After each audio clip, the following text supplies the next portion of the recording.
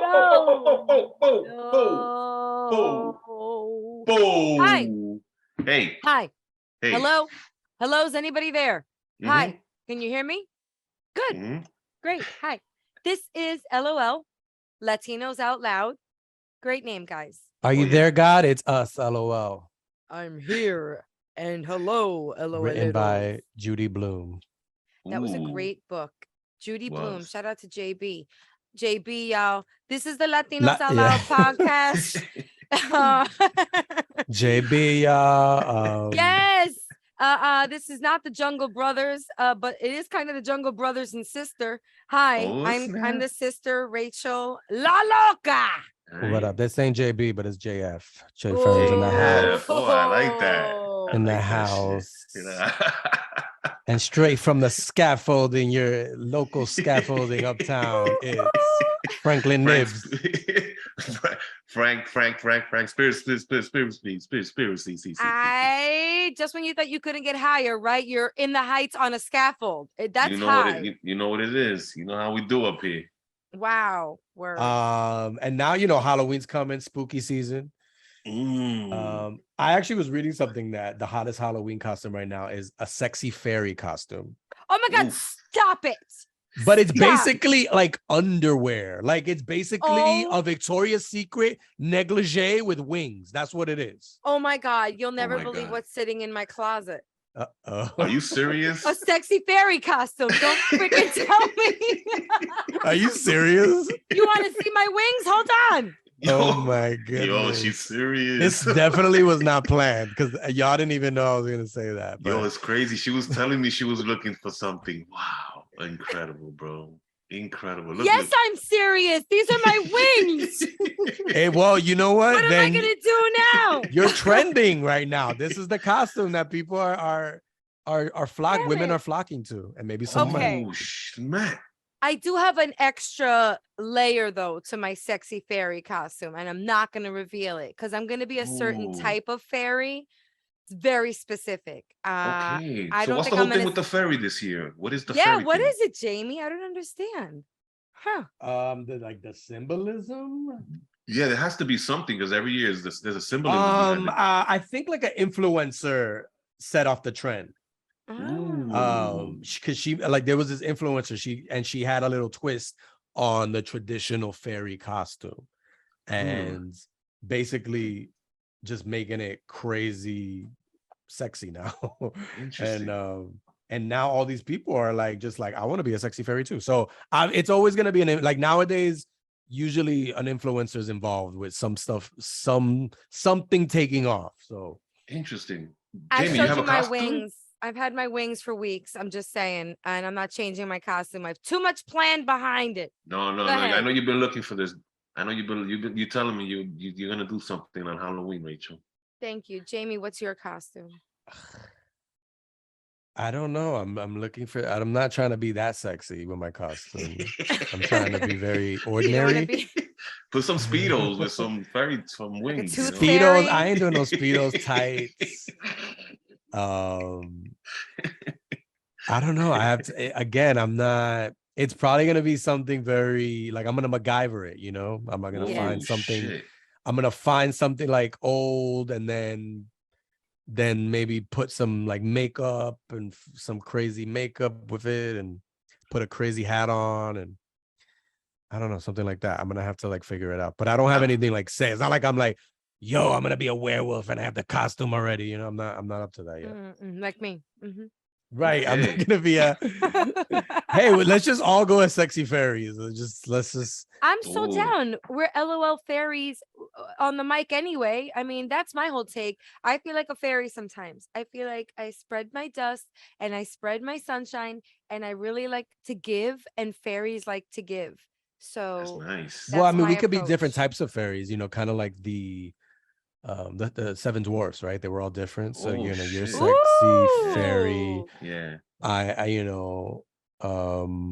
don't know. I could be Frank could be scaffold fairy. I don't know. I'm gonna mix a little like Dia de los Muertos kind of like makeup and oh shit. and I'm gonna have the wings, right? But the wings are probably gonna have like blood, like falling from the, and then that'll be a good kind of, it'll be a good difference. Like, Rachel will be this sexy, Frank will be. I'll be a little heavy to have some wings. I need some think strong wings.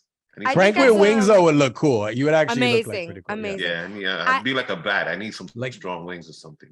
You could pull it off. I think you can pull it off. Man. I think you have to have like a boy around the neighborhood who just happens to have some extra wings that he could give you. You could find some big wings. I like your strategy, Jamie, because the like scary approach, nobody's going to want to go near you. Therefore, it's like COVID safe. You know what I mean? Like you're going to ward off everyone. So you don't have to worry about germs or anything at the Halloween party.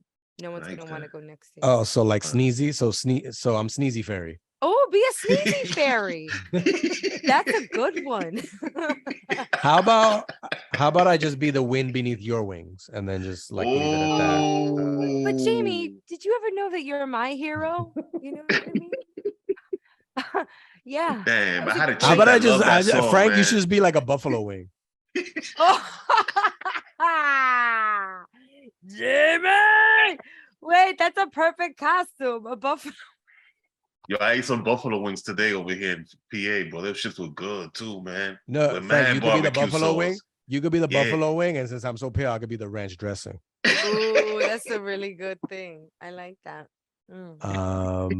Anywho's, we'll figure it out, and maybe Eloeros can see what kind of costumes we came up with, and our one of these episodes before Halloween, we're probably gonna dress up. So.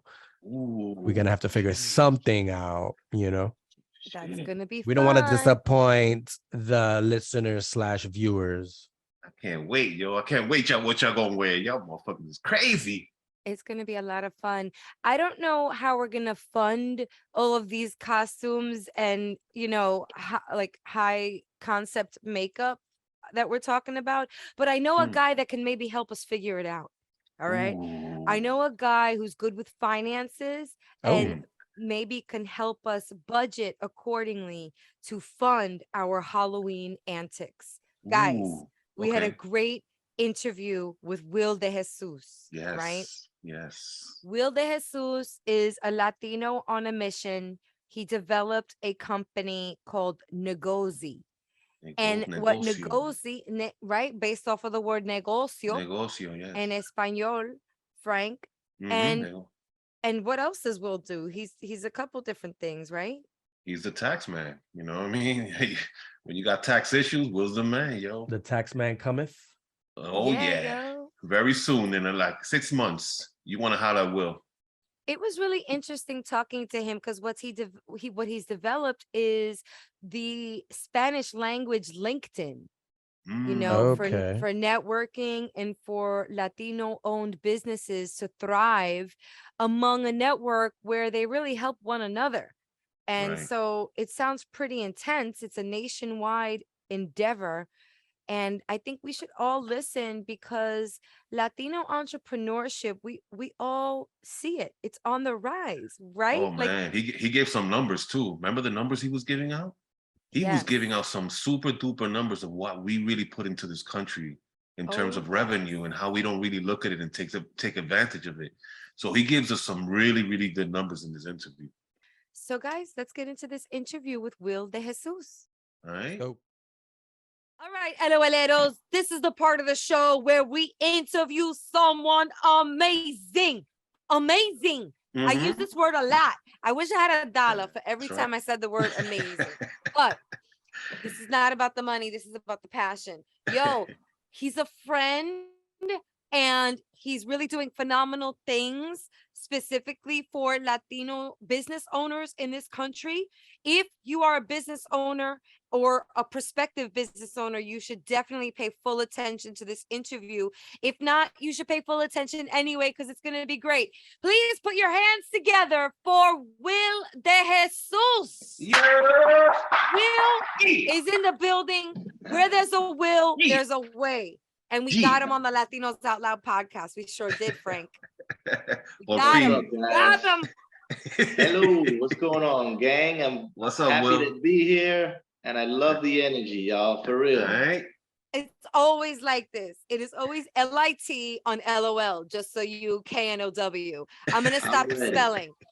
Yo, pero, okay, I met you a few times. I did not know there was a Guillermo before the Will in your name. Oh, do you like that? So I had to switch it because can you imagine a kindergarten or a first grade child trying to say the word Guillermo? I had no friends. Nobody wanted to be my friend.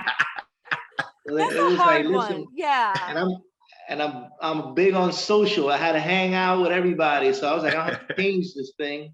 So I've been going by the name Will for a very, very long time. And so now the Guillermo's back. Like, should we Guillermo's switch it up? kind of back because as an adult, it's kind of a cool name for an adult, right? It's like Guillermo. Oh yeah, sophisticated. Yeah. Mm-hmm. Right. So now I get to, I'm back. My mom and dad are happy that I'm back to my birth name. They waited a while. So this is for your mom and dad. I'm gonna have to do your introduction one more time because I love, ladies and gentlemen, if you are into Latino owning businesses, or you want to be one yourself, please put your hands together for Guillermo Will DeJesus. Yeah. Yeah. Yeah. It's a good name. I'm not sure if I can call you Guillermo just yet though, because I like know you as Will. I know. It's all good. Either or is fine. Will is fine. Guillermo's fine. I respond to both. But if it's a legal notice and it says Will on it, I ignore it. That's very smart. That's very, very smart. Okay, Will, you're the founder and CEO of taxterminal.com, Rapido Tax Inc. You have several businesses, and now you have a new business that you'd like to talk about. But give our LOLero listeners a little history on who you are and how you got here. Tell us about these businesses that you've created. Awesome. Well, thank you. I appreciate it. And hello to all of you LOLers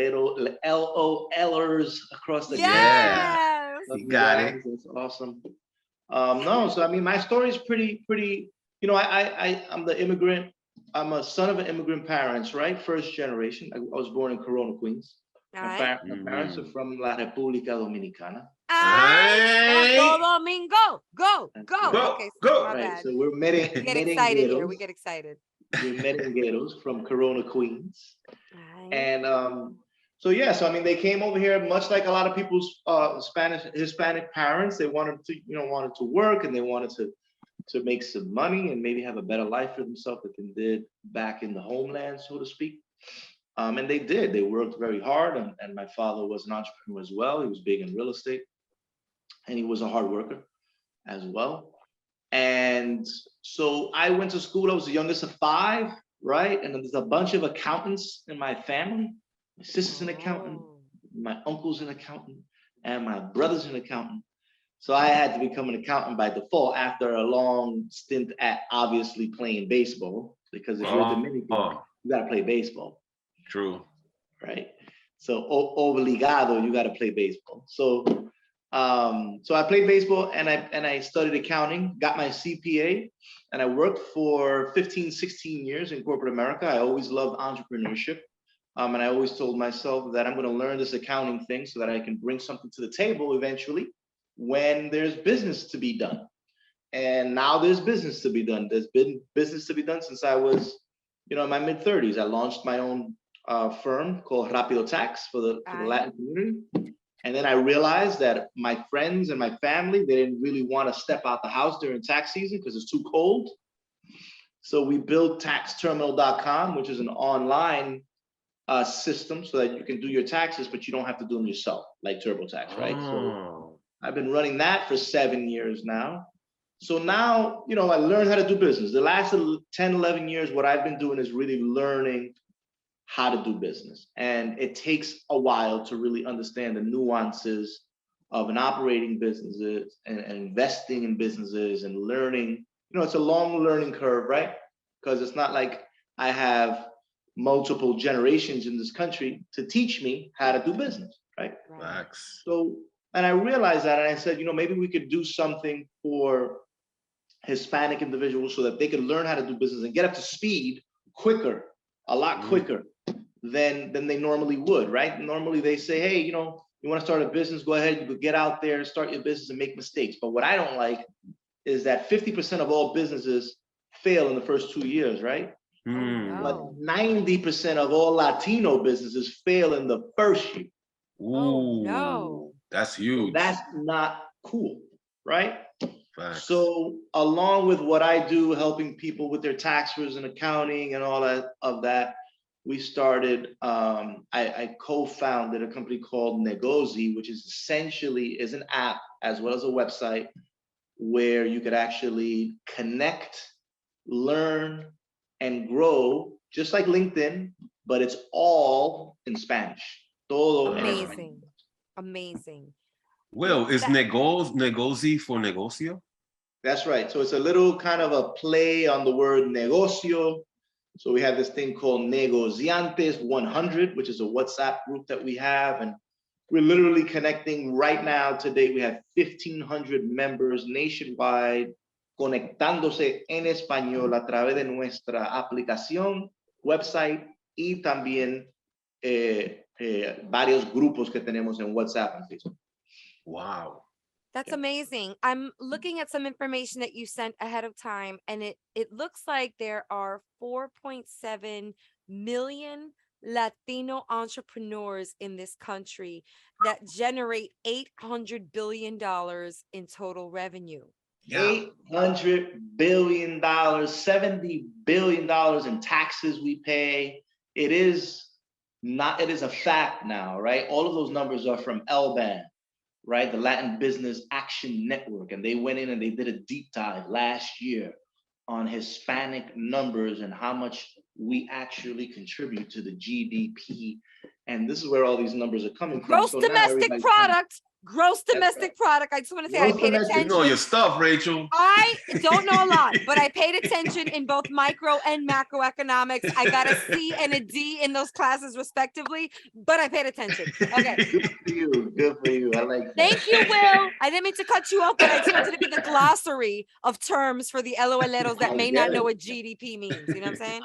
The second most spoken language in all of the world. What do you think it is? Spanish. Let's see. I was gonna say Spanish. Really? Spanish, of course. And guess what? Spanish.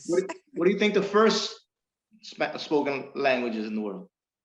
Spanglish. It's not Spanglish. And guess what? It's not English either. Oh. It's Chinese. So the Mandarin language is first and Spanish is second. Wow. It's not English.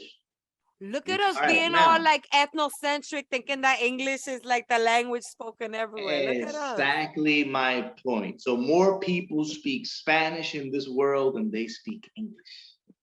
Wow. Right? Wow. So that's why we said, you know what? Let's help these people learn how to do business. Let's put it right on their phone. Let's make sure when they're working out, they could listen to something that could help them grow their business. At the end of the day, you know, we want to connect, educate, and support Hispanic businesses worldwide, right? So that we can take advantage of GDP before. That's really awesome. I also see, it says here that over the past decade, the number of Latino business owners is growing faster than any other segment. It's compared to only 1% for all business owners. What is the fuel behind that? I mean, we interview Latino entrepreneurs on Latinos Out Loud all the time.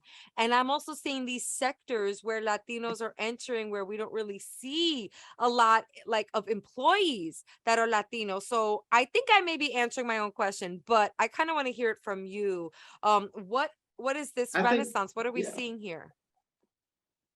I think Hispanics and our culture as a whole, right? I think it leads us into this whole entrepreneurship world. I think we find it sexy. I think we find it very exciting. I think we find it as a kind of like an apple that hasn't been touched or bitten yet, and it's kind of like a forbidden fruit, like can I? am I allowed to do this? Like, can I really have my own business? How difficult is it? And I think nowadays more people are understanding that most of the customers that they have are Black and brown anyway. So you are able to put together a business that's going to service not only Black and brown, but any type of client and customer. And the way their numbers are trending these days, they're succeeding a lot. So I think it ends up being in our nature to start off your career as a professional and really get into that entrepreneurial spirit, so to speak.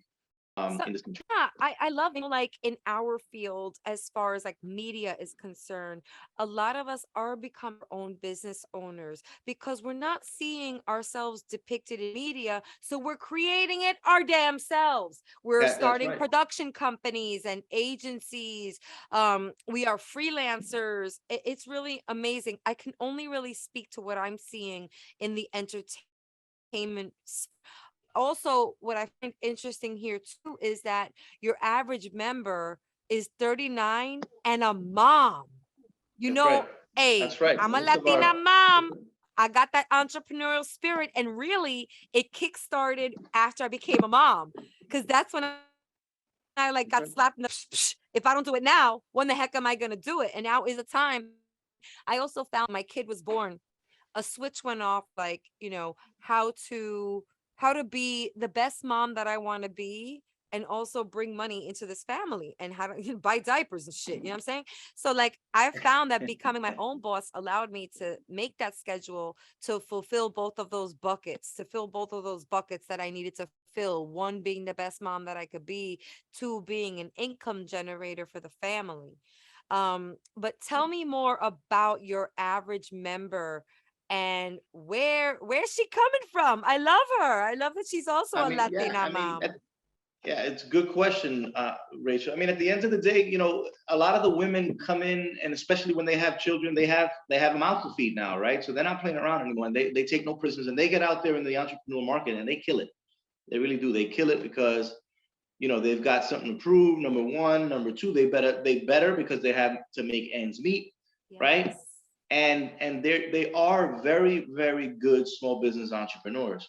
Our whole world is based on small business, from the little person selling something in the street to the concrete drywoleros, we call them, to the Uber drivers, to even the people that are creating startups in tech and things of that nature. So we try to service not only the bigger companies out there, but the mid to smaller companies, which we think they're the ones that need it, right? They're the ones that need that education. They're the ones that need to understand what the parameters are when their business is growing. They're the ones that need to understand what are the things you need to check up on to see if your business is growing, right? So I think a lot of the information that's out there now that we're coming up against, most of it is in English, right? They're saying, oh, we want to service Latin businesses. They just want to be in the market. They'll do it in English. Like, hello. Like, they don't speak English. Right? Most of them speak Spanish, right? So all of them speak Spanish, all of our businesses. Most of them are small, and a lot of them are, what we call mommypreneurs, right? And a lot of them are couples. A lot of them are couples that run their businesses too. Okay, so the mommypreneurs and anyone else who wants to be a part of this, how do they start? I know there's an app, but what's step one for any prospective? I'm glad you asked that. To download the Negozee app. That's Negozee. It's free, and there's even free content on there when you become a member after you download. And then if you want our premium content and you want access to all of the events nationwide, then you get a premium account, and the premium account is $27, and that's going to allow you access to all of our content, all of our online shows, all of our online classes. I lost you there for a second. That's okay. We still here. Online classes. We still here. All of our shows, and all of our live events nationwide. So that's as simple as we could try to make it. There's a premium account. You download the app, and then you can play around for free. And if you really like it, You can become a member. And if you want to test us out, you can just buy a course or come to one of our events. You have some popping events. I mean, you got some stuff going on soon. Yep. Holler, I mean, shout out to Milwaukee. Looks like you have a bunch of dope events here. Tell us about your live events. Yeah, so we're a national company because we're a local company, Rachel, right? We don't want to be this company. We can be if we wanted to, right? We could have put out an app. We could have been like, hey, go ahead and connect with all the different Latino professionals nationwide and be done with it. But we were like, no, that's not going to make the impact that we want, right? We want to be in the grassroots. We want to actually be able to connect with the people locally and educate the people locally on what they want to know. So we're doing both, right? We're doing brick and we're doing click. The event that's coming up this Saturday is Mujeres Sin Límites. So it's all women. And it's run by our co-founder, Cristina Villanueva, out in Milwaukee. She's got a bunch of sponsors over there that are coming through, and it's going to be a big event. I think it's sold out already, believe it or not. Oh, awesome. But yeah, we do events like that. We just came back from Latitude where we moderated a panel. Aye, shout out to Latitude. Aye. Yep, that was in San Diego. So Negozee was invited to go there. We had one in Orlando. We do different events all the time. Every Friday we have a show called Wake Up Call Friday for all of our tax professionals that are involved in Negozee. So what you're gonna see is LinkedIn on steroids in Spanish. That's what we want to do. And we want to do it, Rachel, by industry. So Rachel's going to be eventually be able to go into Negozee and go into a media section and get her connections on and her business events fix on based on your industry, based on your location in Spanish. I love that so much. There is just like something to be said about being in a room, be it virtually or in person, with like-minded professionals. Doesn't matter if you're in the same career, or catering to the same audience, but to be among people that have that entrepreneurial spirit, being Latino, so knowing the struggles that come with that, and also just wanting to win. I always feel when I'm at events like that, I network the F out of it, and I make these really impactful connections that may not help me in my career that day or the following month, but months or years later, I'm like, yo, I met Will DeJesus at a private dinner, and your name came up when I was looking to launch a secondary business. And they were like, yo, you should holler at Will. And that's when I hollered at you. And that's when we connected. So we were in that room together. It blows my mind just how much you can get done by word of mouth and building with like-minded people. So I really applaud what you're doing here. We go to LinkedIn, and I love me some LinkedIn. And I love just seeing what my peers and other people that maybe were in my marketing past, like where they are, what they're doing, any like articles they post or press releases. But it doesn't feel very in culture. Like I don't see LinkedIn doing anything for Hispanic Heritage Month right now. Like I don't, but so this is almost like a really good solution. I can only imagine what kind of networking happens at these types of events. What is your goal as far as these live events and this app? What are the goals that you set for yourself behind the creation of it? The most important thing for me is I want Latin and Hispanic entrepreneurs to understand their value, Rachel, and to understand what the parameters are for them to understand what they are worth and what it is that they are doing and how much that can be worth. Too many times our entrepreneurs take on debt, they take on investments, and they take them on too early, and they take them on in a way where they're not quantifying how much they're worth now and how much they can be worth. Right. So I'm big on people and entrepreneurs in general, Black, brown, white, it doesn't matter. At the end of the day, it doesn't matter. I mean, I grew up, with everything in that whole melting pot in Queens. I want everybody to really understand what their business can be worth, and to really understand that the small business is an asset class, Rachel. Right? Just like crypto is an asset class and gold and silver is an asset class. and stocks for publicly traded stocks. That's an asset class.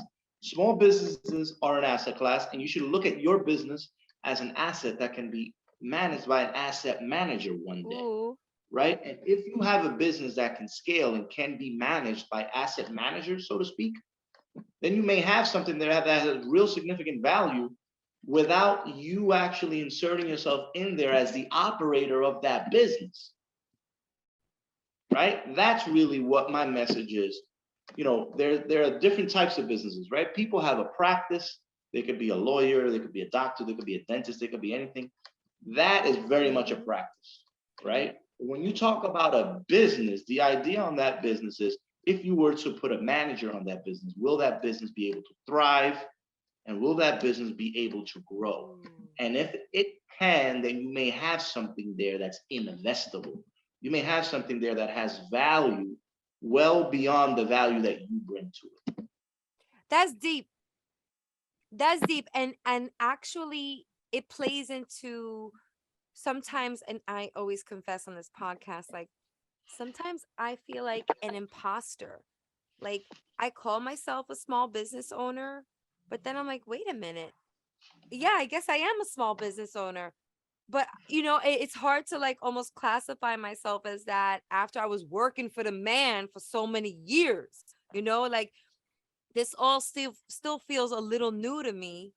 So I'm really glad to have people like you in my life, and you're also making me realize some other things as you're sharing this information, in that let's just look at Latinos Out Loud. I probably wake up and go to sleep thinking about all the extensions and ancillary businesses that can come from Latinos Out Loud. Right. But then I almost get paralysis by analysis.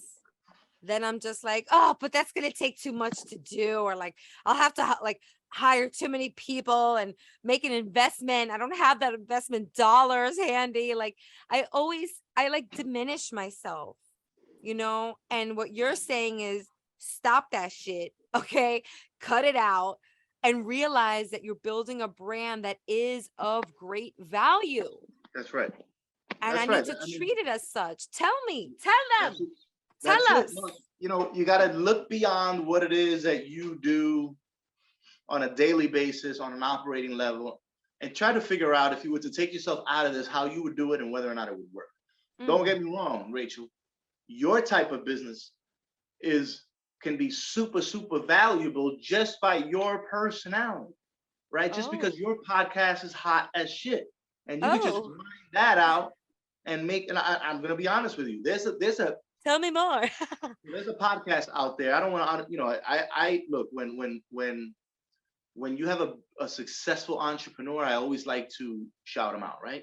There's no if, ands, or buts. There's this guy out there. His name is Alex Lieberman. He started about 7 years ago, right? He has a company and a podcast called the Founders Journal, and all he talks about is early startup and the whole startup world. He did this 6-7 years ago. Right. And he started with emails, Rachel. He just started with emails and a newsletter, talking in New York City. The dude is from New York, obviously. Right? And just plugging everybody in, giving out news about startup and you know, entrepreneurial stuff, all in the general market, right? Well, then the podcast game came out. Just like you. He started a podcast. And the dude's insights are fire. Like the dude is fire. Like I listen to him all the time, right? So that being said, he just became chair of his business because he sold it. And he sold it for over $70 million. Damn. And this is just him. It really is his art. But you know what else he did? What? Now, in order to get that business to go from 70 million to $1 billion, let's say, now he's finding other creators and he's kind of bringing them into the show, and these shows are all spinning off. It's essentially the whole music game back in the day when you used to have a hit and then, you know, you bring in your squad, and then before you know it, you got like another 9 artists under you, right? So I guess that's a real good example of a company like yours, right? Where you grind, and and you create a significant amount of value just because of your insights and because people follow you. And then there's a next step, right, where you get creators under you. Or maybe there's a next step where you have merch. You know what I mean? So the idea really is to understand, you know, how much value you could bring as an individual to your business. And then once that ends, what's next, right? Look, for Pitbull, what did Pitbull do? Right? Pitbull was like, yo, I'm gonna be this DJ and I could only make a couple $1 million. Then what did he do? He created a track. Yeah. And that scaled worldwide. Yo, and Pitbull's a great example. I mean, he's forever gonna be the best hype man known to man. And wow, that DJ grounding, that probably is what kicked all of that off. Yo, that's real interesting. Will, we got to wrap up this interview, but there are, without a doubt, entrepreneurs or future entrepreneurs listening to this podcast right now. As Latinos, I know, like, we sometimes get in our own heads, you know. I hope all these numbers were an awakening to some people, just how much revenue we're generating for this country. But what are some words of advice that you have to those prospective entrepreneurs or those Latinos as, is, X, Y, Zetas who are in the game right now, like me?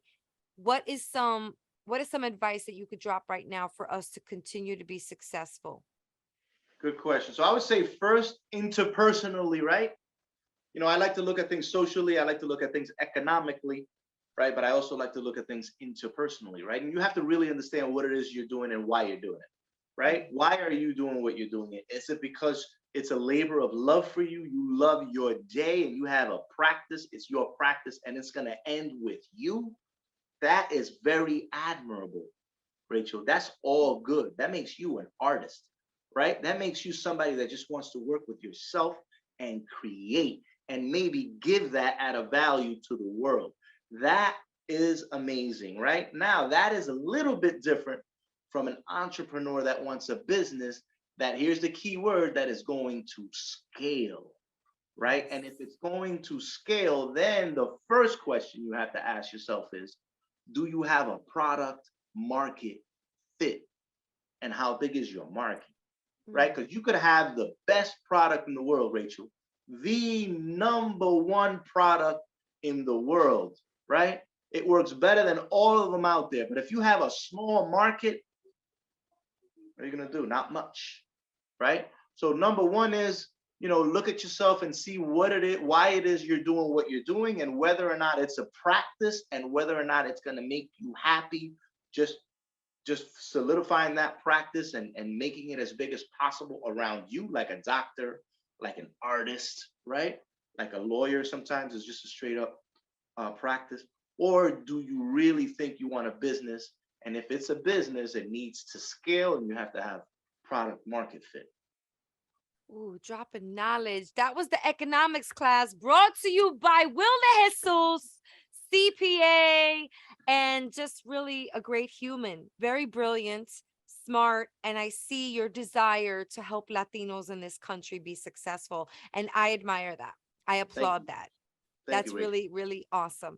Yo, one time for Will DeJesus, everybody, put your hands together. Will, you must have socials. Blast them out. Let people know how to follow you. Is Negozee on social? Let them know. Tell them. Lot of mercy. Yes. So please download the Negozee app. You could be a creator for all of our Latin American entrepreneurs nationwide, or you could be a user and just learn alongside everybody else and connect, learn, and grow nationally on the Negozee app. You can find me on LinkedIn, obviously, Will DeJesus. I'm Will DeJesus everywhere, pretty much.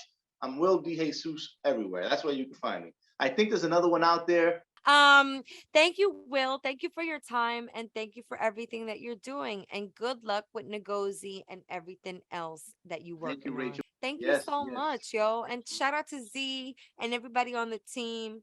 I love it. Dominican power, baby. All right, girl. Amazing, right? Statistics, Latino entrepreneurship. Yep. Beyalat. Let's go. Negozee. Jamie, Frank, I mean, I know you're not surprised by any of this information and just how creative we are. And now there's a Spanish language resource for Latino-owned businesses. Amazing. We gotta take advantage of this stuff, man. It's about time. Es tiempo. Well, I think it's also about time for a que lo que. You want to do that? Let's do it. Okay. 1, 2, 3, vamos a bailar otra vez. Que lo que, que lo que, que lo que, que lo que, que lo que, que lo que. 1, 2, 3, menéate otra vez. Que lo que, que lo que, que lo que, que lo que, que lo que. Look, let me start out because I gotta give love and respect to nuestra gente on Yero.com. Yes. Which, if you didn't know, is the news and lifestyle platform for Latino men. Yes. This year, Yero attended the Hispanicized Summit that brought together high-profile leaders from various fields to talk all things Latino. So if you want to check out the highlights of the event, go to Yero.com. Yeah, I missed those events, Rachel. Remember the Hispanicide we went to a few years back? Yeah, I know. Shout out to Hispanicide, which took place in LA this year. Yeah, and they out there celebrating. And also shout out to Me Too. Me Too celebrated a 10-year anniversary the Friday after Hispanicize. Wow. Yeah, lots of celebratory events happening across the country. Dope. It's Hispanicized. I want to know what's on your mind. You know, that's a great ballad or, you know, like a song, a theme song for them. When I first heard Hispanicize, I thought it was like, oh, Latinos finally have our own Richard Simmons, like Richard Simmons. Oh, yes. It's the workout that's taking over Latin America. It's Hispanicize with Ricardo Simon or like some crazy Latino. But it's not an exercise. You can do it. You can do it. Oh my God, you guys. Que lo que. So anyway, yeah, Jay Ferns Instagram, Jay_Ferns Twitter. Who's next? All right. I want to give a shout out to La Bruja, guys. She won an Emmy. Woo! La Bruja. We interviewed her, Rachel and I, on with the Buick the other day. So it was like so fitting. We went to the New York Poets Cafe. Yes. And it was like, I just saw that and it was like, wow. So shout out to her, man. She's put so much into the game for so many years, man. It's like seeing her win that is like, wow, man. I always remember her like starting in the business, like with Mike and you guys, and always hearing her name and like seeing her now winning that shit. I'm like, wow. It's like things are coming full circle to me, at least. So it's like amazing. Yeah, that's some big time. Like, you know, you just happen to have an Emmy, like just, you know, lying around the house. Like, oh yeah, that's just my Emmy. Right. That's pretty cool. That's a cool trophy to have in your backdrop for sure. Come on. Yeah, I have like a 5th place trophy for I don't even know what, like for freeze tag or something, not even a real sport. I think I'm most proud of this trophy that my sister made me with stickers. Rachel La Loca. Wow, that looks good. That's impressive. Right? This is just a piece of marble, a slab of marble in the shape of a star on a wooden block, and she put stickers. That's nice. World's greatest sister. Nope, it's just a Rachel La Loca trophy for being Rachel La Loca. That's funny. I like that. That's it. But it feels good to get a trophy for being me. It sure does. I still have my sister. I still have my 2017 official Latino Short Film Festival best actor in a sketch comedy. I remember you got that. Amazing. No, if we're gonna do like trophy flexing, I got some good ones up there. But you want to see like this? Okay, so my trophy collection is up there, and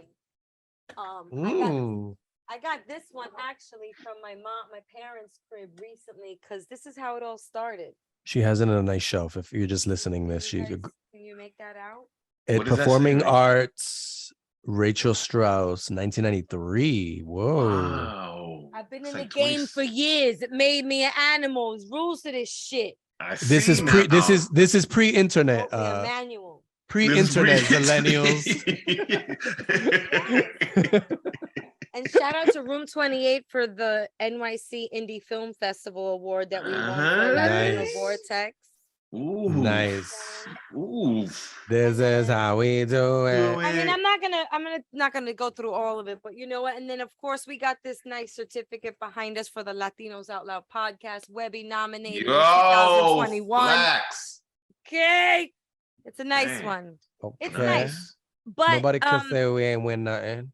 You know what I'm saying? exactly. We out here know what I'm doing the saying? work. You do the work, you win, and you know you don't get defined by trophies, but it's sure. Yeah, is LOLs. nice. It's not about if you don't have a trophy for anything, that doesn't not make it doesn't make you a loser. You're still a winner. Thanks, guys. I feel good. I never got a trophy in my life, so I feel better. Thanks. Well, you're part of this. Your name's on there, Frank. Oh, Your okay, so name that's the is only on trophy there. ever. Thanks, Jamie. You made me feel better. I never gotten a trophy in my life, so I don't Your feel like name a is Well, on loser. Frank, there. you look like an Oscar statue, so you know. Oh, that's thanks. close enough. Oh, that's okay. nice. Guys, thank you. Thank you. I feel good Well, now. more que lo que es. Any more que lo que es?